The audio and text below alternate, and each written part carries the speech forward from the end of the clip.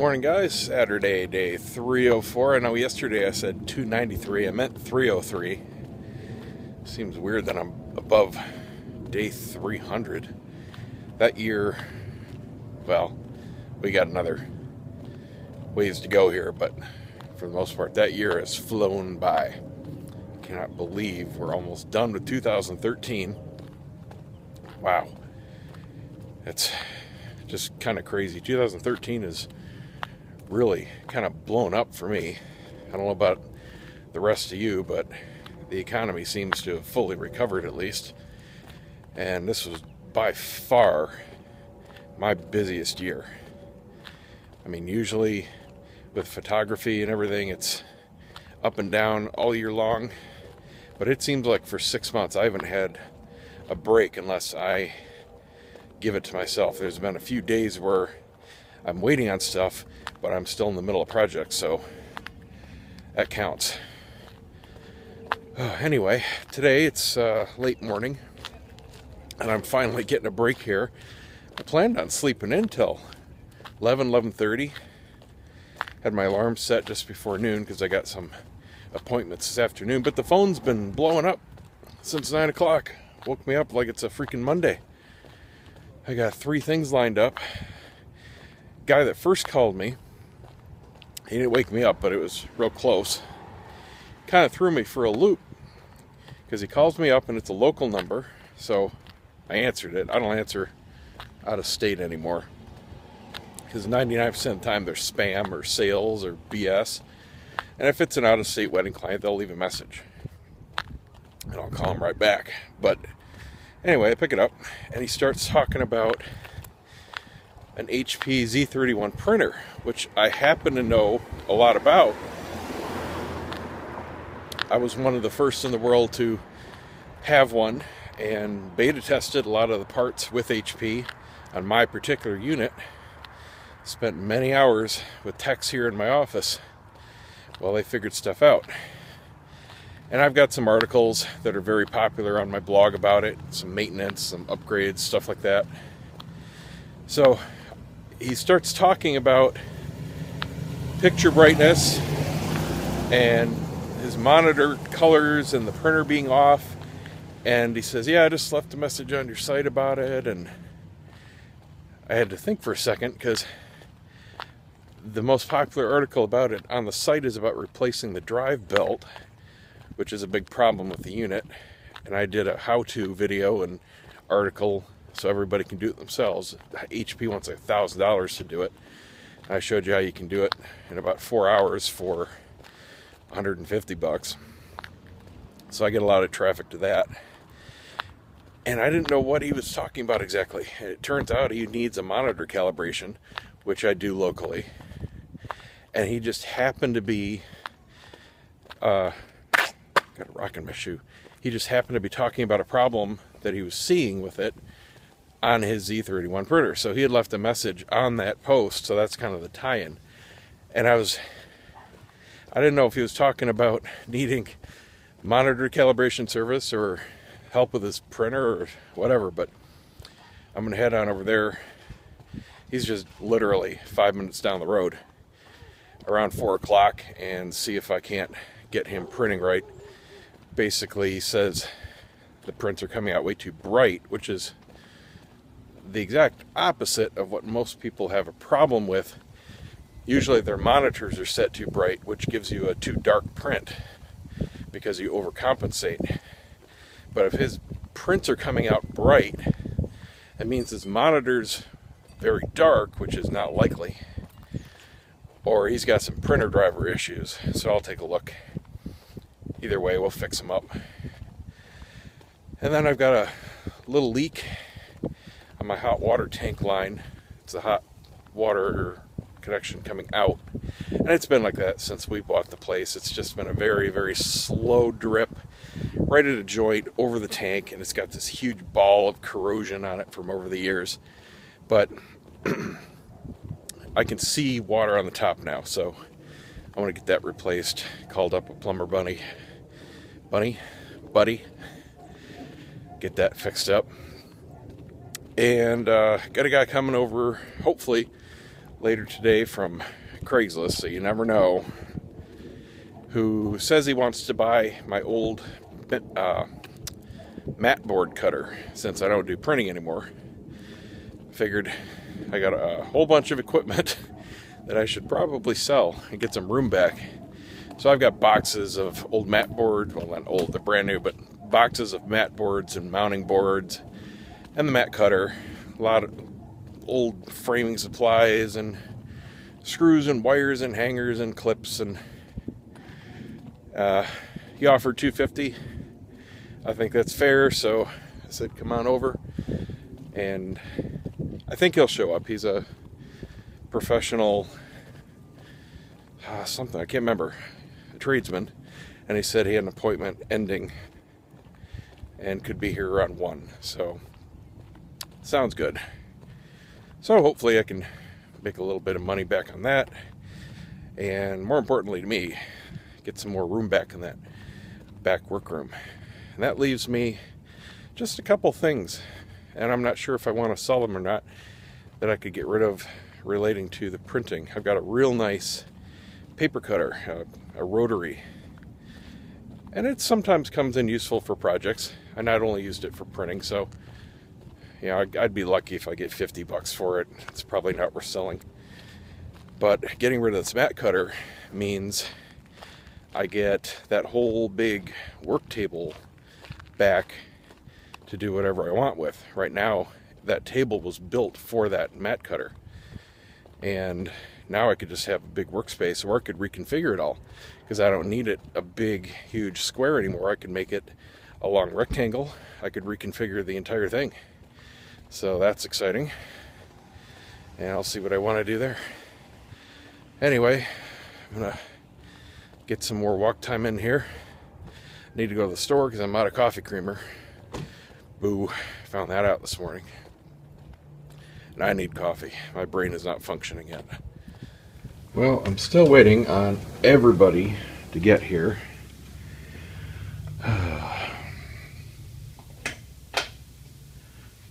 Here's the piece I'm selling in the middle of a lot of projects, as you can imagine.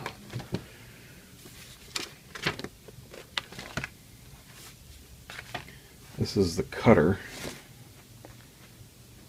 Oh man. Okay, a little out of room here.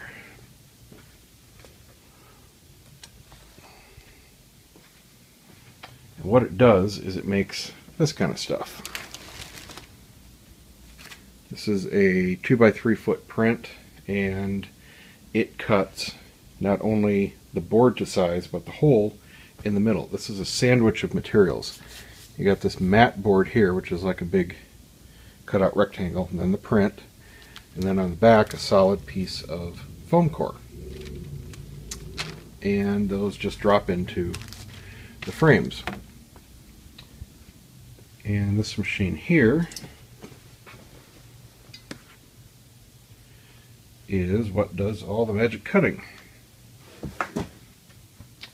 And here, boys and girls, is what happens when you don't follow my simple damn instructions on shipping cigars.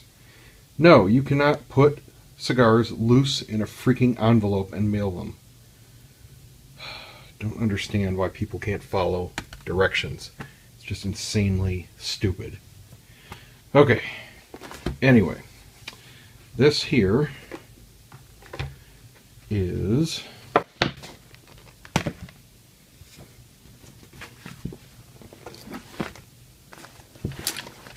mat cutter, and it's got two main pieces, and I slightly modified it here. This is on a big hinge,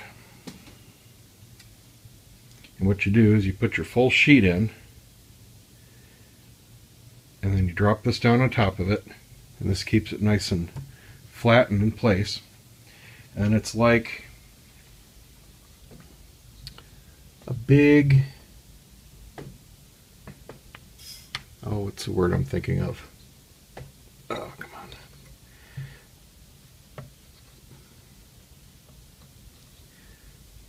Sorry, hold on a second here. I'm trying to, there we go. It's like a big Total brain fart. Can't think of the word. Anyway, it cuts. It slides and cuts. And it has two razor blade holders. One here is straight up and down. See the blade in it? When they get dull, you just slide it out. You put in a new one or flip it around. So this one is for trimming everything to size, because it makes a cut that is 90 degrees perpendicular to the plane. So this is where you put your sheet on, use this gauge here to measure one edge, and what I did is I double taped this metal ruler onto the edge here because it stops at 27¼ inches, and full sheets are a lot wider than that or longer than that depending on how you set it. So now with this I can just continue on down, and I just wrote in the rest of the measurements over to the longest thing that I happen to cut. And then this clamps your sheet in place. You just slide this down, lock that down, and that pierces, and there's a little groove that the blades ride through, and you pull it back and you cut your sheet. And then when you want to cut the center out, you again place it in, and this here rides in these two little rail slots, and it allows you to make a back depth. Get in there.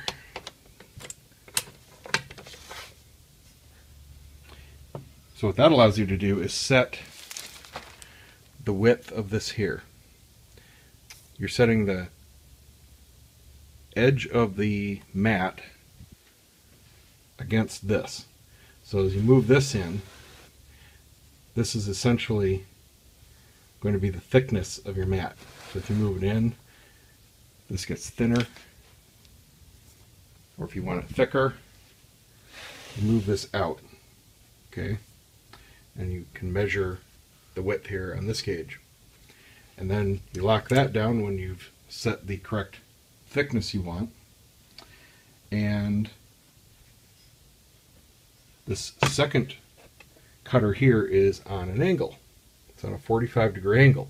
Same thing, just a razor blade. And what you do is you push that down and make your cuts. And then you've got these stoppers here. This one goes on the end, but you get these stoppers. This little guy goes down here, and you set it where you want to make the thickness of your other sides. So that makes sure that you'll always have the right 90-degree perfect symmetrical cut. And then you just rotate your sheet 90 degrees and you do your 4 cuts, and then you've got your center cutout, and it just pops out. And if you measure right, it's really easy, nice and clean, absolutely perfect lines, and that's all there is to it. And they're not cheap machines. This particular model retailed for, oh, I don't know, 4 1/4, something like that, but not too popular of a thing these days. People really aren't making or buying real large prints anymore. So this table here, I did it real cheap out of shelf units. And they're basically just 2 big shelf units that I only built up halfway, and then zip tied the legs to make them nice and secure. I left this little cutout here for feet so I can sit down. And you can see I just did a pattern here to fill in. And then I put 2 big sheets of MDF, or this is particle board actually, on the top. Made myself a nice custom workbench. So I'll probably keep this because it does come in real handy to store stuff. I was thinking about maybe just doing a big long shelf along this wall. That might work well too. That would give me some depth out of this room, because I only needed it this big to fit that cutter. You can see it's barely big enough. It's not small. So yeah, that's not a bad idea, is just making it nice long, I could even do one there, big long L shape that would bring me all the way out to this window. Yeah, that's not a bad idea, because I never did end up using the bottom shelves for storage. I just use the little front sections here that I can easily grab. That's not a bad idea. I guess I will sell this rotary cutter too. It's real nice. I used it for trimming the prints themselves. But you know what? I thought about it, and I haven't touched that even for other projects in almost a year. That's kind of the thing with me. If I don't touch something for a year, I don't need it. I am an anti-pack rat. So if I can sell something, I'll sell it. If it's garbage, it's garbage. I do not like keeping crap around. Alright, well, I gotta call somebody because I need to see who's coming when. Because I gotta get out of here in about an hour and a half to go to my appointment. We'll see what happens. Well, I just heard back from the guy that wants the mat cutter. I emailed him about a half an hour ago and said that I need to take off here real quick, but I'll be back later tonight. And he's an AC repair guy. That's what I couldn't remember earlier. And said he had to run across the county to get some materials, and he's coming over right now. So that leaves me about a half-hour window here, so that's cool. Hopefully he likes it, takes it. I'm going to give him some more freebies, get rid of some other stuff, and call it a day. Well, perfect timing. It is about 3:45, and the guy just left. He didn't want all the extras, so I guess I'll put them away somewhere. But I got rid of the cutter and all the boxes of, mat boards and mount boards, so that's cool. And now I'm off to my second appointment, still waiting on the third guy, and I just have to do a monitor calibration and help him out with some printing issues. And he's right down the street, so that's cool. Don't have very far to go today. Wow. Well, I'm back from my appointment, which was supposed to be a relatively simple monitor calibration, and turned into a 3-hour printing consultation. There are about 10 major steps to doing large format printing at home, and this guy had all 10 of them wrong. I mean, it was a mess. I knew there was probably going to be something to do with printing when I got there because, like I said, he calls me and says my prints are too bright, and that is never a monitor calibration issue. As it turns out, he's just using a piece of crap, really old Windows XP computer, 32-bit, cheesy, non-professional monitor. It didn't look too far off. The brightness was certainly very close to right, so there's no point in even spending the money to calibrate it because it's not a professional display. So the brightness of the prints in the end turned out to be okay, so I left the monitor alone. But yeah, that was an ordeal. I mean, I made more money, but walked in, first of all, he's got a big Z3100 printer, same thing that I used to have, and I noticed it's been disassembled, and I noticed that because it's not been reassembled correctly. So all bets are off what's wrong inside, if anything. Check out the belt, and it looked new, so I'm thinking it was probably disassembled to swap out the belt, but they didn't put it back together quite right. So he said it boots up and it takes about an hour, which is really wrong. Should be 15-20 minutes at the worst. First, we had communication issues. He had both the USB connection and Ethernet going at the same time to the same computer. I mean, that was screwing things up. So we tried to take off the USB cable, and it is like welded into the printer. Said, you know what? Just take it out of the computer. So you deal with that later. Doesn't really matter if there's a cable stuck to your printer if you're not using it. He had a pirate version of Photoshop, which in the end turned out to be causing problems with the print driver, and he's going to have to fix that. There's nothing I can do about that. And that means a whole new computer because you can't put a modern version of Photoshop on an old piece of crap XP computer.